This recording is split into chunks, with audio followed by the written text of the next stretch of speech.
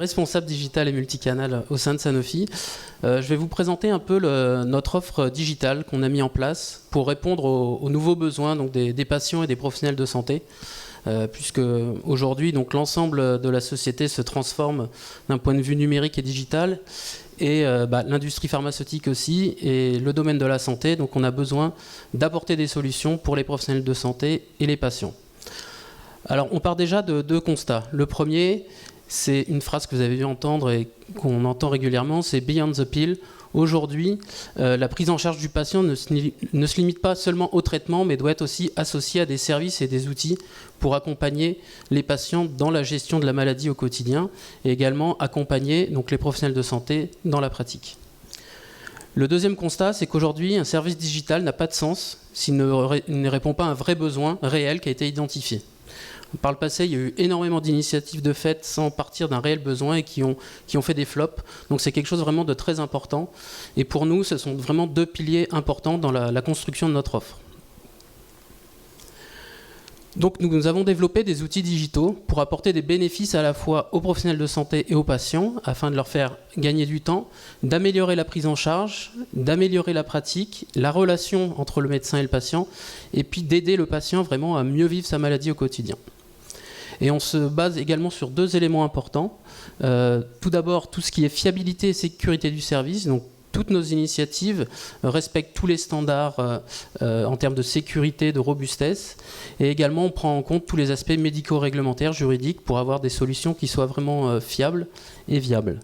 Et un deuxième point qui est très important pour nous, c'est la partie expérience utilisateur, qu'on appelle plus généralement l'UX, où en fait on fait en sorte de faire des choses qui soient développées en fonction de l'usage réel des utilisateurs finaux. Donc ça se matérialise donc par des offres digitales qui s'adressent à la fois aux professionnels de santé et aux patients. Pour les patients, ça va être autour de l'observance, afin d'améliorer l'observance. Ça va être de l'information sur la pathologie ou des outils et services pour les aider à mieux vivre au quotidien la maladie. Et pour les professionnels de santé, ça va être plus des outils pratiques pour les aider au quotidien, également de l'information médicale professionnelle. Donc en fait, on a dans le volet patient, donc par exemple, on a tout un écosystème, on a une galaxie d'initiatives parce qu'on est parti du postulat qu'il fallait à chaque fois avoir une initiative qui réponde à une cible et un besoin. Donc nous ne sommes pas dans une logique de méga portail ou d'offres centralisées, nous sommes plutôt sur une galaxie de plusieurs initiatives qui à chaque fois répondent à une cible précise et un besoin précis. Donc vous en avez aujourd'hui une quarantaine d'initiatives qui sont en ligne chez Sanofi sur le périmètre France, à la fois des sites internet, des applications mobiles et également des dispositifs sur les médias sociaux. Donc sur le pendant des patients, nous avons également pas mal d'initiatives pour les professionnels de santé qui sont à la fois des outils d'aide à la pratique pour les aider dans le diagnostic, dans le suivi des patients et également de l'information médicale de qualité avec des experts qui délivrent de l'information qui soit de qualité pour l'ensemble des professionnels de santé. Je vais vous citer quelques exemples. Aujourd'hui, par exemple pour les patients, nous avons un portail qui s'appelle Retrouver le mouvement pour les patients gonarthrosiques. Donc la gonarthrose, c'est l'arthrose en fait du genou. Et dans cette pathologie, les patients ont vraiment besoin d'avoir une reprise d'activité physique, parce que c'est quelque chose d'important pour permettre à l'articulation de retravailler et d'avoir un bon suivi après avec le traitement. Donc c'est un site qui présente déjà la pathologie, qui donne de l'information et des conseils et astuces, et également tout un pendant sur comment bouger avec l'arthrose, quels sont les types d'exercices que l'on peut faire. Donc il y a tout un tas de vidéos, de fiches à disposition. Et très récemment, nous avons mis en place aussi un partenariat avec la Fédération française de randonnée, où on propose en fait des parcours santé que l'on peut situer sur une carte de manière géolocalisée, soit de le faire de manière individuelle, soit en groupe via les clubs de la Fédération française les clubs qui sont affiliés à la Fédération française de randonnée. Une autre initiative côté professionnel de santé, donc c'est le site qui s'appelle Antibio-Responsable et qui répond à une vraie demande qui a émané des pouvoirs publics pour lutter justement contre les problèmes d'antibiorésistance. Donc c'est un site de référence qui met à disposition des professionnels de santé tout un tas d'informations sur l'antibiothérapie et sur tout un tas d'actualités et de publications internationales qui permettent justement d'avoir toutes les informations à disposition pour lutter contre l'antibiothérapie qui est pour un juste usage en fait des antibiotiques. Donc ça c'est un positionnement assez fort puisque c'est un positionnement vraiment institutionnel. Voilà pour cette initiative. Et une dernière type d'initiative qui est vraiment quelque chose qui est plutôt grand public. Donc ça c'est un dispositif médias sociaux qui a été monté l'année dernière, Team de nuit, et qui s'adresse donc aux patients qui ont des troubles légers du sommeil. Donc vous avez une communauté digitale qui est disponible 24 heures sur 24, 7 jours sur 7. Vous avez donc à la fois une page Facebook et un compte Twitter. La particularité c'est que vous avez sur le compte Twitter la nuit, le community manager se trouve au Canada pour être sûr d'avoir donc toujours un community manager à disposition. Donc vous avez toujours quelqu'un 24 heures sur 24, 7 jours sur 7 pour pouvoir animer les communautés et répondre aux besoins des patients qui ont des troubles du sommeil.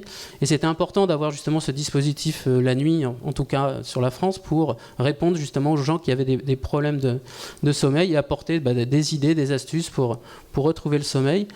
Et donc ce dispositif a reçu 2 grands prix cette année, donc le grand prix social media de stratégie, qui est un grand prix de communication, et surtout un prix, le grand prix du brand content face à des acteurs comme Orangina, Oasis ou Coca-Cola, où donc ce dispositif a été primé cette année dans l'ensemble de son concept.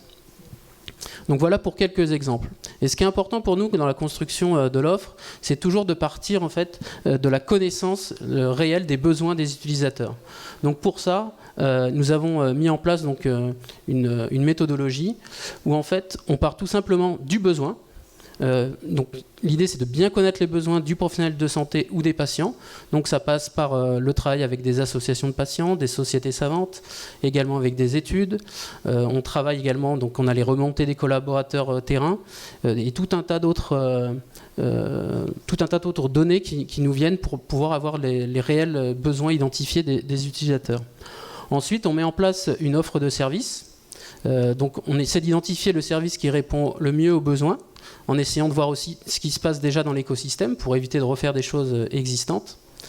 Et avant de lancer à grande échelle, on fait une première phase d'expérience où l'idée c'est de mettre en place des pilotes pour vraiment évaluer la pertinence du projet et être sûr que ça réponde réellement aux besoins et qu'on soit sûr qu'en fait, l'initiative rencontre son public. Et la dernière phase, c'est la mesure. Donc une fois qu'on a lancé à grande échelle, c'est mesurer l'ensemble des services, mettre en place des enquêtes de satisfaction qui permettent également après d'enrichir les initiatives et de les mettre à jour tout au long de leur cycle. Donc pour ça, pour pouvoir répondre aux besoins, on a mis différentes choses en place. Donc côté professionnel de santé, on a des groupes tests de professionnels de santé dans chaque aire thérapeutique sur lesquels on travaille, et également un groupe de travail transverse qui nous permettent d'évaluer. Et tout ce qu'on leur demande à ces groupes, c'est justement de nous challenger sur nos initiatives pour être sûr que ça réponde réellement à un besoin et à une pratique dont ils ont besoin. Et côté patient, on a également des groupes de tests par aire thérapeutique et un groupe transverse qui est composé en fait de 11 associations de patients qui nous permettent de la même chose que pour les professionnels de santé, c'est-à-dire au démarrage en amont des projets, de challenger les idées et les concepts, et ce qui nous permet d'avoir vraiment des choses qui vont répondre aux utilisateurs finaux. Et nous avons également un panel consommateur, donc ça c'est plus pour nos produits de santé grand public, et qui est composé en fait de collaborateurs Sanofi et qui testent les produits, les campagnes, etc. Un exemple de co-construction et de co-développement et tout un tas de partenaires, c'est notre investissement dans le diabète. Donc nous avons créé un grand portail diabète qui est sanofidiabète.fr. Vous avez un exemple de tout un tas d'initiatives faites en parallèle. Donc c'est vraiment la porte d'entrée de notre, on va dire, galaxie digitale diabète, où vous avez donc mon glucocompteur, qui est une application mobile qui a été créée en 2014 avec le CHU de Toulouse et qui a été créée justement avec les patients et les professionnels de santé du CHU de Toulouse, qui fait qu'aujourd'hui c'est une application qui fonctionne très bien avec une moyenne de 600 téléchargements mensuels et qui dure déjà depuis 2014 et donc qui permet aux patients dans l'alimentation, dans les repas, d'identifier le nombre de glucides et de pouvoir mieux gérer leur alimentation. Vous avez également un carnet de suivi digital en ligne via ce site qui a été mis en place avec le travail d'un board patient composé de différentes associations de patients diabétiques. Vous avez également une initiative qui s'appelle Diabète Émotion. C'est un peu l'Instagram, on va dire, du patient diabétique, puisqu'il propose en fait aux patients de partager donc à leurs pairs, aux autres patients, leurs émotions, leur vie au quotidien via le prisme de l'image. Et donc ça a été réalisé avec une association de patients qui s'appelle World Diabetes Tour. Vous avez également quelque chose de très récent qu'on a lancé donc, fin mai, qui est un espace dédié cuisine et diabète sur la plateforme culinaire Marmiton, qui est le premier site de cuisine aujourd'hui en France, et qui permet du coup de donner des astuces, des enseignements, de l'information justement aux patients diabétiques pour mieux savoir comment gérer l'alimentation, comment faire face quand je suis au supermarché sur différents éléments, au restaurant, etc. Donc tout un tas d'astuces pratiques, et également des recettes, puisque Marmiton est un site avant tout de recettes, des recettes dédiées aux patients diabétiques. Et puis, nous avons mis en place déjà depuis plus d'1 an avec la start-up DMD Santé également un guide des applications mobiles diabète, puisqu'aujourd'hui il y a énormément d'applications mobiles qui existent et c'est pas évident pour les patients ou les professionnels de santé de s'y retrouver. Et donc là, vous y retrouvez en fait l'ensemble des applications mobiles diabète qui sont à disposition. Donc tout acteur confondu, pas uniquement les applications Sanofi. Et donc pour finir sur la façon dont on travaille. Donc une petite vidéo d'ailleurs qui va vous présenter le site. Ah non, elle n'est pas passée.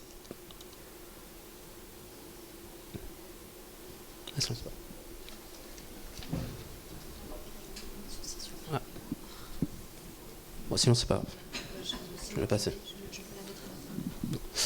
Donc juste pour finir, c'est pour vous présenter en fait, la façon dont on crée en fait, notre process d'innovation. On part déjà de l'open innovation, c'est-à-dire qu'on a un département dédié à l'open innovation qui travaille à évaluer en fait, l'ensemble de l'écosystème digital qu'on peut avoir en France. Donc on travaille avec des incubateurs, avec différents pôles de compétitivité qui nous permettent d'identifier des startups.